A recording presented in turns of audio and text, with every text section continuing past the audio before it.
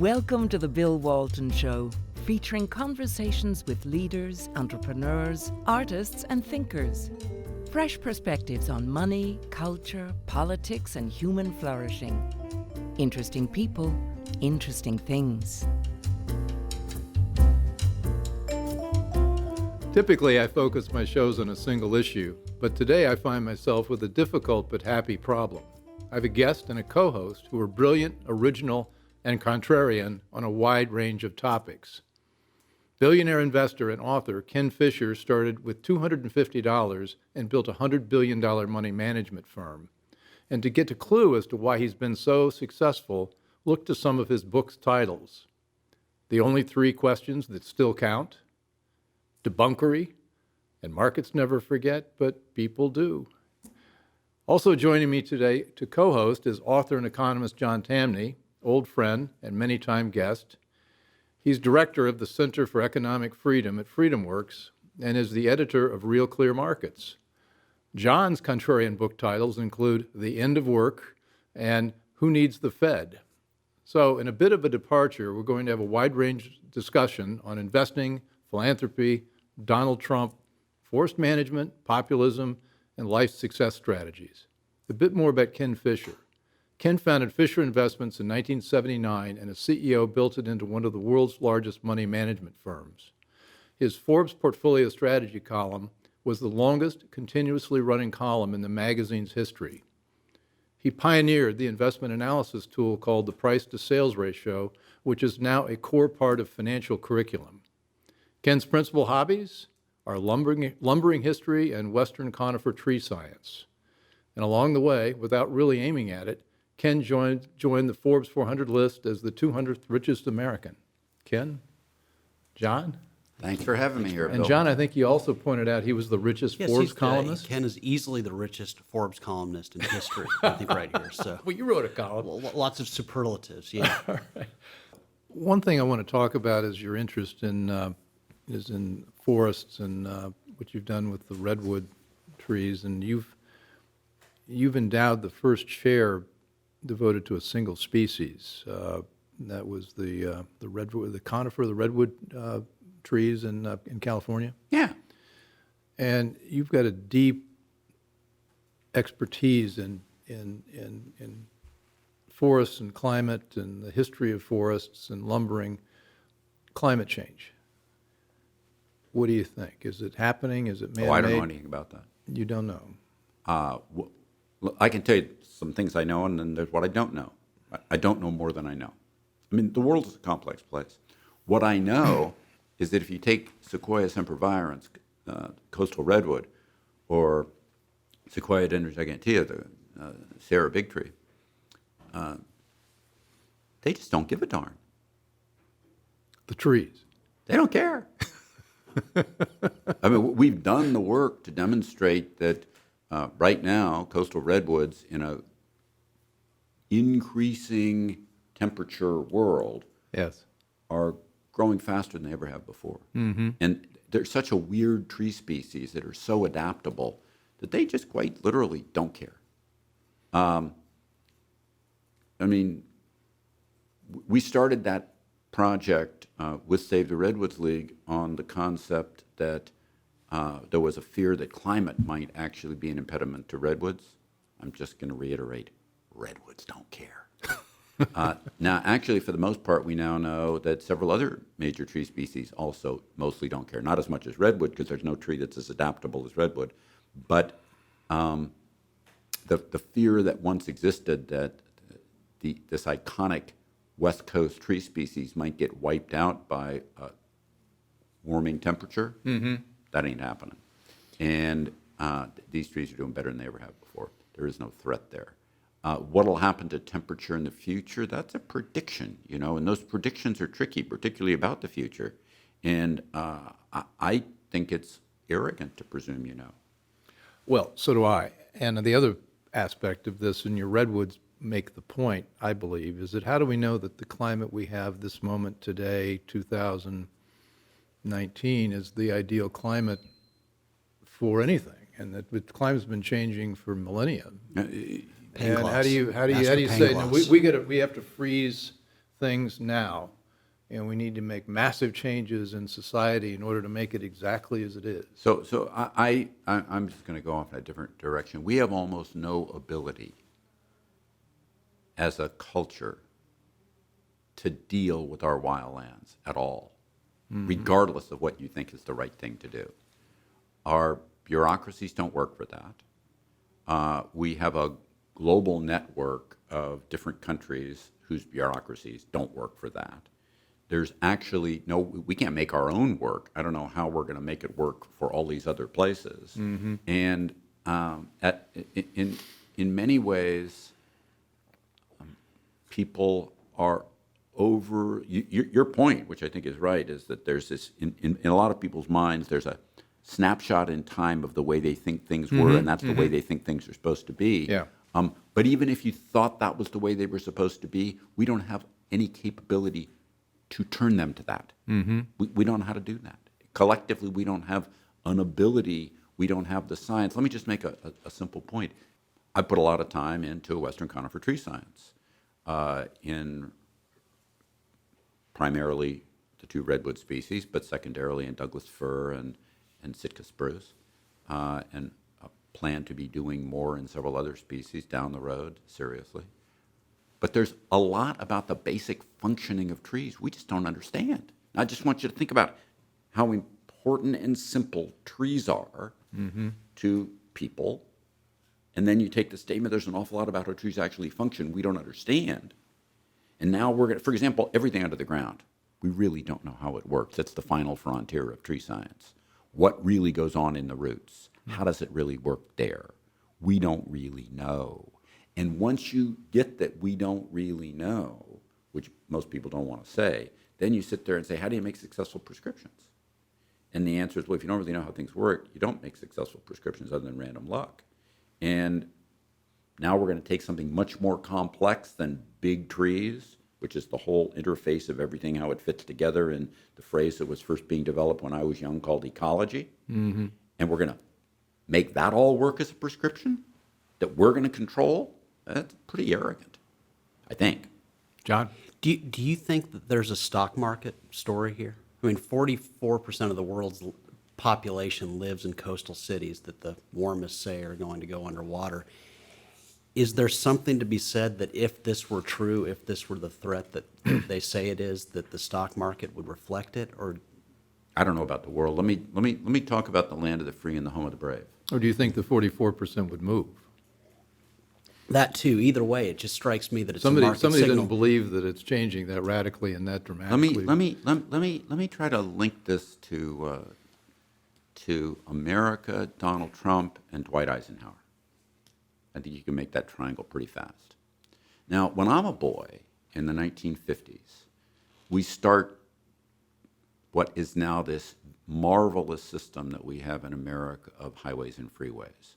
You had the first tranche of that, starting in 1915, which was very simple highways, but really the Eisenhower propulsion of infrastructure across the country built these marvelous roads. Now, those roads are really some concrete and some rebar and some asphalt and some painted lines, and we drive on them, right? And they work pretty good.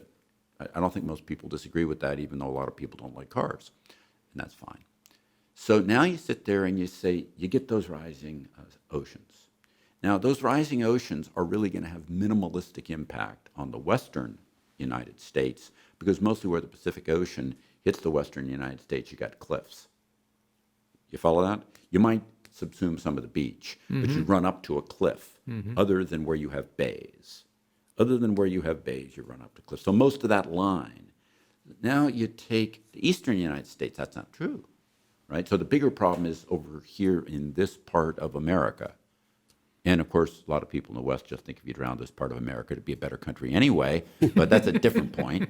But if you want to save this part of America, what you do is you do what Eisenhower would have done, which is take some of those freeways and just make little short ones and turn them up on their side, all up the eastern seaboard, and we would call them, instead of freeways, dikes. And we would dike off that elevation, and the cost of that on a relative sense would be no greater than the cost of building the freeways in the first place, which in many ways is what should be the real cost of Donald Trump's wall, if you follow that. Because all a wall is... You could get the environmentalists making common cause with the Donald, saying, well, look, you give me my wall, I'll give you your dike. But But they don't want dikes. Think about the dike in a different way. If you take the expensive real estate that is the eastern United States, and if you forget about causality, if you have rising oceans, what we would do is want to protect that valuable real estate in the eastern United States, and then in the west where you have bays. And the way you would do that would be to dike it up, and the cost of that would be small compared to the value of that real estate. And we would do that. And we would do it as successfully as Eisenhower built freeways. And particularly at today's low long-term interest rates, it would be a very feasible thing to finance. We aren't going there right here, right now, but when people get excited about this stuff, forgetting about making the prediction of what will the oceans do or not do, the defense against a rising ocean is abundantly clear if you want to do it. You defend that valuable real estate, of which we have quite a lot of it, by putting in some dikes. And the opposition in an environmental sense is going to get overrun by the value of that real estate. Isn't the fact that it's valuable telling us that it's not as much of a threat? It's valuable real estate. Yeah, well, because it's going to remain valuable because you could build a dike and keep it valuable. Mm-hmm. Markets seem to be signaling that this is not a big issue, that it's eminently fixable. So what I'm just trying to conjure up the image of the dike around Mar-a-Lago, Palm Beach. Probably the first one to get built. I know. Normally, you could think of rising oceans in a different way and associate that with the phrase a natural disaster. And when you think of what natural disasters do, they've always had the biggest negative impact in undeveloped areas where the real estate isn't worth much and they can't do much to defend themselves, whether it's earthquakes, whether it's hurricanes, tornadoes, the biggest damages for the most part in terms of human tragedy, not that the ones we have, like the recent ones we had in Houston, weren't tragic. They were. But the biggest tragedies, human life and destruction, are typically in places that don't have the ability to defend themselves. Can you accept a compliment? No. I know you can't, but you may be the most interesting and contrarian person I've ever met, and that is really fascinating to sit here and talk with you about this. There's a reason I'm being so quiet today. Yeah, I mean, let's check our watch here. You got 3 hours. Now you just politely told me to shut up. Okay, well, but let's tie this back into your contrarian views into investing. How has that helped you build your firm? So, because it obviously has. What capital markets theory says is, in a simple sense, that markets are pretty efficient at pre-pricing all widely known information. And therefore, those things that we all talk about, discuss, debate, and what have you, are pre-priced into markets as efficiently as they can be, and that if you try to outguess those based on the same stuff that everybody else has, you'll be right sometimes, wrong more often, and overall do worse than if you made no decisions. This is an argument against kind of reading the newspaper and taking a bet. So therefore, what finance theory would say is the only real basis for making a bet is believing that somehow, some way, you know something other people don't know, which you either know by what in America, but not all of the world, is an illegal activity called insider information, or you know by being able to just figure something out by looking at something that other people don't look at. And so what I've believed is counter to the phrase contrarian, which is usually applied to mean that if everybody believes this will happen, the reverse will happen. I've always thought of it more like a clock. If everybody believes noon will happen, something someplace between about 2:30 and maybe 9:30, 10:30 happens. Does it mean because everybody believes 12 will happen, 6 will happen? No.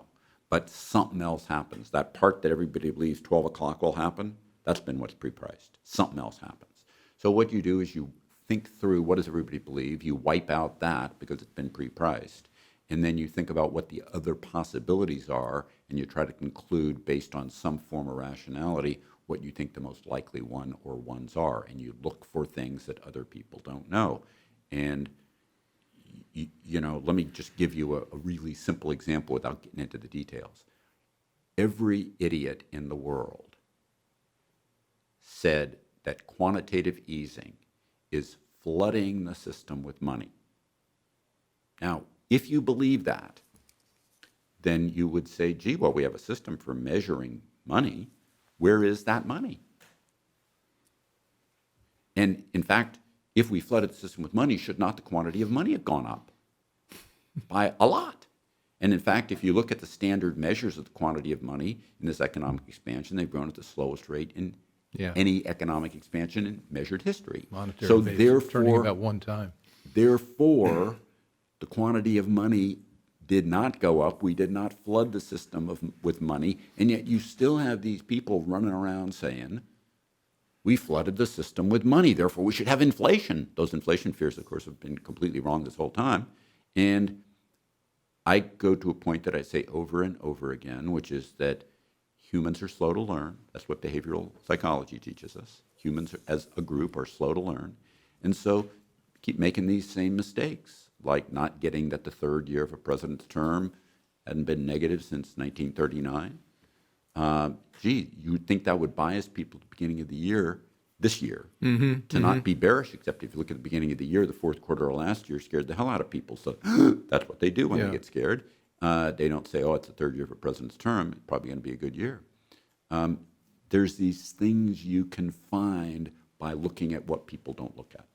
That's my take on contrarianism. Look for what people don't look for. How do you translate that into $100 billion under management? It's real simple. You look at those kinds of features. Oh, let me give you a current example. Yeah. All of the people, like some of the people that you know and respect, that think that everything's about the Fed.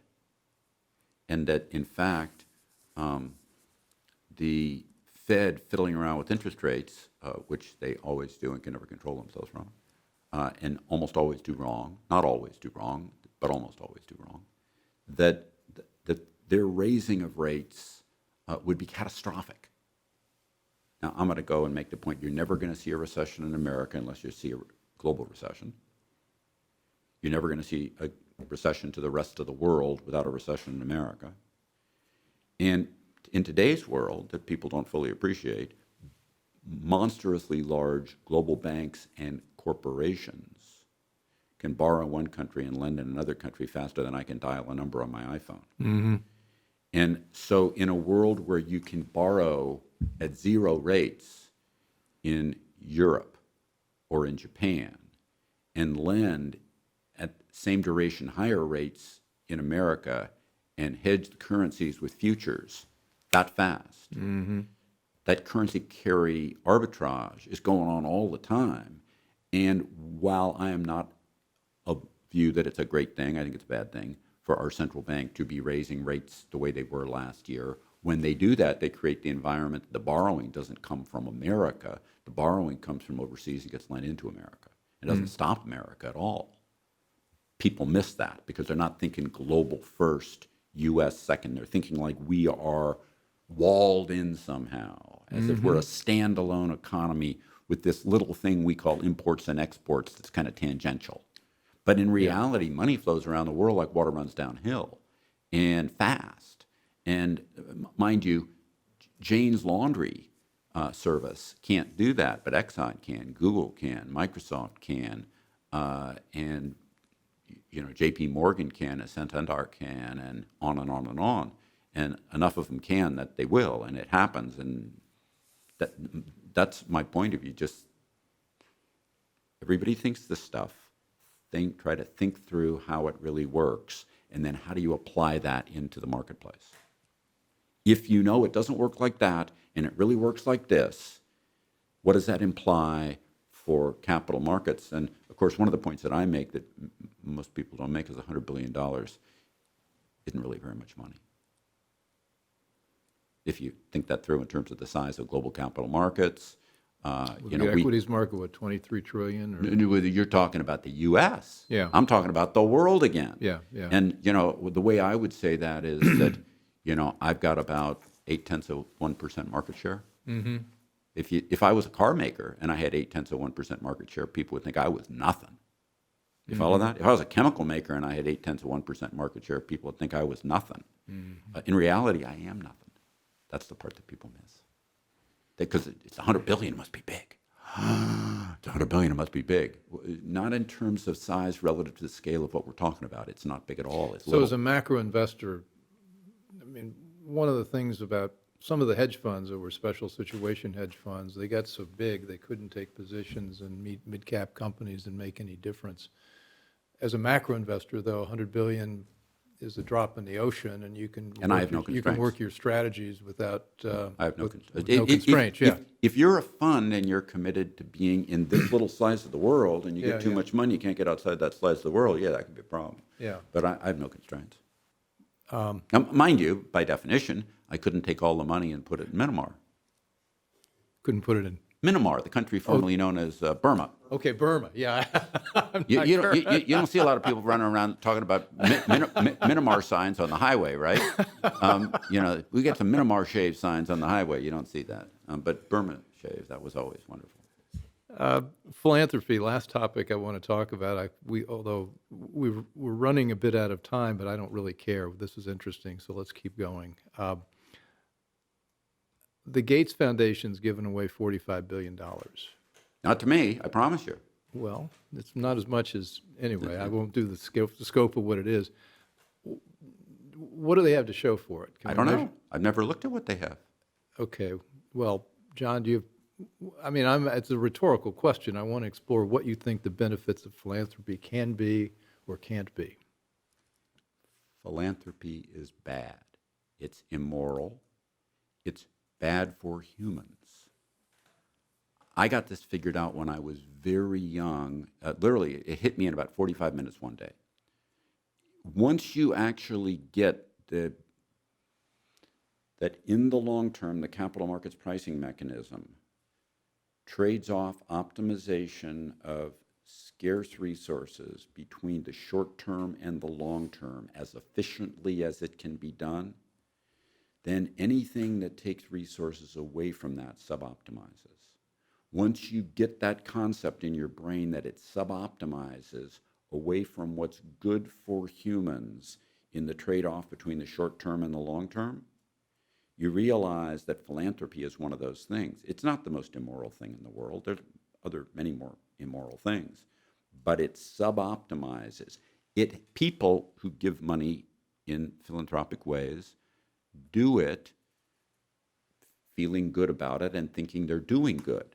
But they're thinking they're doing good and therefore feeling good about it when they're not actually, because they don't get the notion that if they just did nothing with the money, nothing. They wouldn't do nothing. They'd put it in a bank or something. And then through financial disintermediation, it would work its way back out through that capital markets pricing mechanism to get optimized. And as soon as you move away from that optimization of the allocation of those scarce resources, you actually have, if I give you the money right now, that's good for you. There's no question about that, right? Maybe. But we could tell some stories about people that have gotten money in the short term and have be bad for them. But in reality, you can see how it might be good for you if I give you the money right now. But in terms of what's good for society in the long term, think of it as when you suboptimize, you're also taking away somebody's opportunity to be the thing that creates the next one of these, or the next breakthrough in a drug, or the next thing that may be impacting people not for another 10 years or 20 years, but the capital markets pricing mechanism optimizes that trade-off of scarce resources across the time spectrum. Well, let's break it down. Bad. You mean bad in an economic sense or bad in a moral sense? People, Bad because for in people? a short and long-term sense, Yeah. it creates less beneficence. In the world that my grandfather came to in 1875 when he was born in San Francisco and lived through until he died in 1958 in the San Francisco Bay Area, he saw such incredible change for things that benefited people that if he had described that to his grandfather when he was a boy, his grandfather would have thought, that he was a complete fruitcake. All created by the private sector through innovation, entrepreneurship, and building of businesses that met needs. Yes. Okay. And that continues at a very fast pace, including things like this, and then the things that are like this that we haven't conceived yet. And it's those things we haven't conceived yet that sub-optimization deprives us of. And going back to the Bastiat principle that you're very familiar with, we may never, ever see if we deprive ourselves of them. So the related notion is that capital needs to be in the strongest hands, that knows best what to do with it. Knows what to do with it. I wouldn't quite go that way. Financial disintermediation says that if you don't know what to do with it, you still put it in some place like a bank, or you make a loan, or you buy a treasury bill or something, right? Well, that's knowing what to do with it, though. It's No, but that's not because you're going to allocate it well. Financial disintermediation takes that money and reallocates it into hands that will maybe just be the entrepreneur that doesn't have a clue what he's doing, and there's a whole long line of them, and they each get their little bite at the trough, but this one creates this, and that changes the world. There's information either way, even if these ideas What do you fail. mean information? So Ray Dalio is worried about inequality. He's got $20 billion, invest it in the most audacious cancer cures, transportation advances possible. Even if you fail, we're that much closer. But I am in to the favor of iPhone. inequality. I just want Yes. people to get the notion that inequality is a good thing. So let's just think this through. The richest guy in the world is supposed to be this guy Bezos, right? And when Bezos started Amazon and built it up to become the richest guy in the world, did he contribute to inequality or not? He did. He is, in fact, the icon of inequality. We should want 17 more Jeff Bezos creating new versions of bigger and better things that benefit people, because in doing that, he gives all the things that those entities are, whether it's Steve Jobs giving us this or Bezos giving us that. It's the ones that haven't been done yet that further create inequality.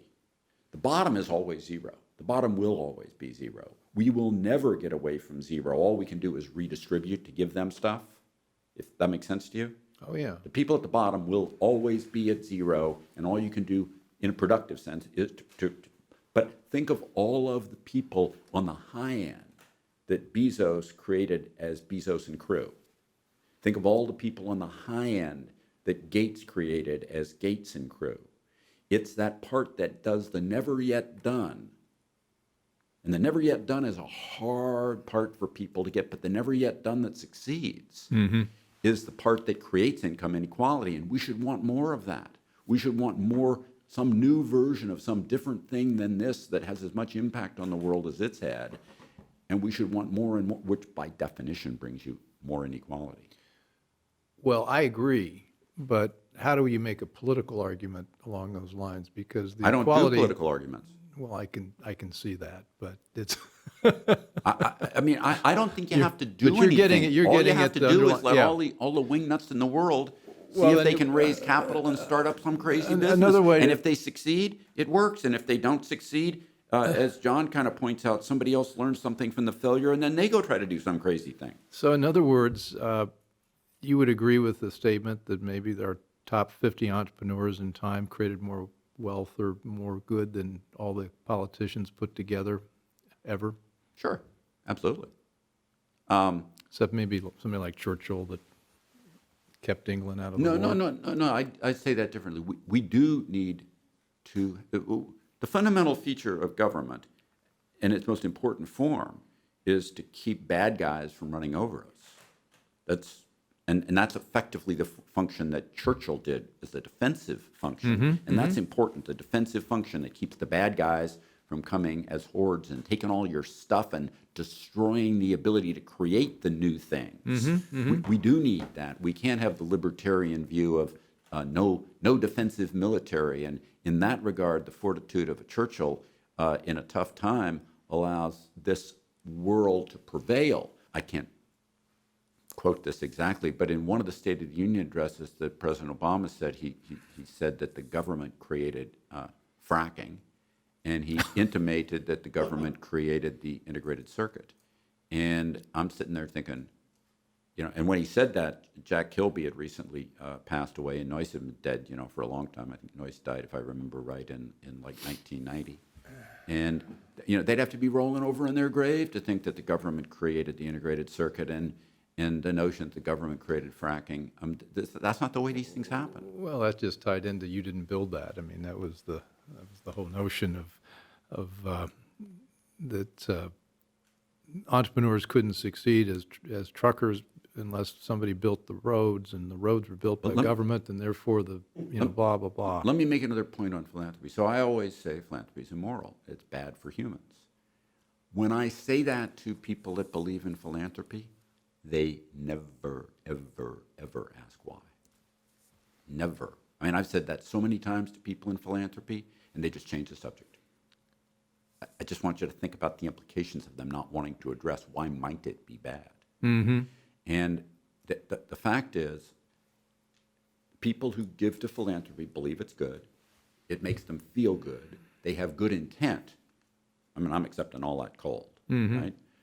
The question is, in aggregate, does philanthropy help people relative to what would happen if that money was just stuck in a bank somewhere? And the answer is, it hurts people relative to what would happen if it was just stuck in a bank somewhere. Now, I've given away millions of dollars, tens of millions of dollars, and I always feel guilty when I do. And when I do, when I give away money, it's always for something that is effectively me engaging in my personal interests at the expense of humanity, like giving away money to support tree stuff, tree science. I gave away a lot of money to Johns Hopkins Medical. To give the money to Johns Hopkins Medical, I'm doing that tied to family connections to Hopkins and other things that relate to that, and I'm feeling guilty because I know I'm not actually doing good. I know I'm just supporting some of my own petty issues. Well, there's an argument on the left that private philanthropy shouldn't exist because it's aggregating to wealthy individuals doing the things you're describing, and instead that money ought to be funneled through the government. Which is even more immoral. Okay, well, I just want to make that clear. So in an ideal world, let's just pretend you were king. How would we'd have capital allocation in the private sector. We'd have government that would be. The first thing that I would do if I was king is crown my wife queen. She would like that. I don't know. She would like that? She may not. Well, she may regret it really fast. Okay. You saw what they did. You had Mr. Moore on, and you saw what they did to him. Oh, yeah. I mean, it's brutal. Yeah. I mean, you sit there and you say, who wants to go and subject themselves to that? Well, that's another topic. It's very hard to get good people to want to go into government because of what you got to go through to get, In this day and age, Yeah. to get through that gauntlet, before you get through that gauntlet, they are going to turn you into a this and a that. You're a sexist, you're a rapist, you're a murderer, you're a pillager, you're a looter, you name it. And they're going to find some photograph of you from when you were in a costume in a high school play and turn it into something that's out of context and different than it is, and turn you into a bloody disaster to keep you from being able to get into that office to try to discourage people. And I think that discouragement works. Because who wants their kids subjected to that? Yeah. Who wants their spouse subjected to that? I felt very sorry for Moore that he got attacked in those ways. And I don't know where this ends. I mean, we're deconstructing everybody on both sides, so it's going to be. Yep. So this. Did you know that Donald Trump and Nancy Pelosi are just evil? I read about it in the newspaper. Okay, we've got to wind this up. This has been so interesting. I'm so Thank you for glad having you're me, here. Bill. Yeah, this Fun. is very interesting, and You've got a great place here. A great thing you're doing. yeah, well, I'm trying to bring interesting people into the world, and you are one of the most interesting people I've met. John, any final thoughts here? You've been a rendered me witness to the speechless prosecution. Because as anyone who's watched me on the show before, I always want to talk. But when Ken's here, I just like to listen. I learned so much. So I'm just glad to have been a part of this one. Okay, Ken, thank you. Thank It's been you. fantastic, and hope we'll have you back on because I think we could continue this for a while. It'd be great. Great. Thanks for joining. Thanks for listening. Want more? Be sure to subscribe at thebillwaltonshow.com or on iTunes.